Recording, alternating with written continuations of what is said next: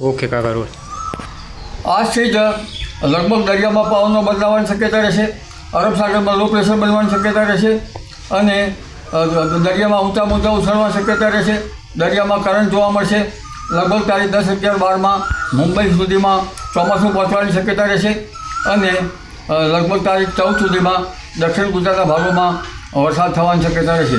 જો કે છૂટાછવાયા ભાગોમાં પવનની ગતિ સાથે અત્યારથી જ વરસાદ થવાની શક્યતા રહે, પરંતુ તે પ્રી મોન્સૂનની એક્ટિવિટી ગણી શકાય. ઉત્તર ભારતના ભાગો, રાજસ્થાનના ભાગોમાં પણ પવનની ગતિ વધારે રહે.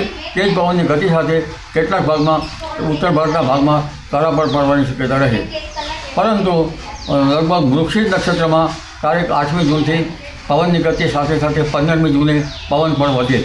એટલે ભારે પવનની ગતિ, સુસવાટાવાળા પવનોના કારણે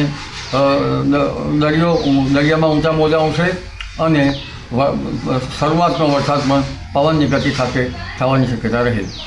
16મી જૂનથી લગભગ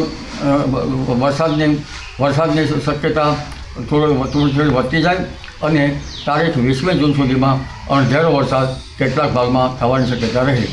પરંતુ ઉત્તર ભારતમાં લગભગ વેસ્ટર્ન ડિસ્ટર્બન્સ પણ આવવાની શક્યતા રહે. એટલે મજબૂત વેસ્ટર્ન ડિસ્ટર્બન્સના કારણે ઉત્તર ભારતમાં વરસાદ, ઉત્તર પૂર્વીય ભાગોમાં વરસાદ. બંગાળ ઉપસાગરમાં તારીખ 16 બાદ લો પ્રેશર બનવાની શક્યતા રહે અને અરબ સાગરમાં બીજું એક લો પ્રેશર 22 જૂન બાદ બનવાની શક્યતા રહે. બંગાળ ઉપસાગરમાં બે લો પ્રેશર બનવાની શક્યતાના લીધે ત્યાંના ભેજ અને અરબ સાગરના ભેજના કારણે ગુજરાતમાં સારો વરસાદ થવાની શક્યતા રહે.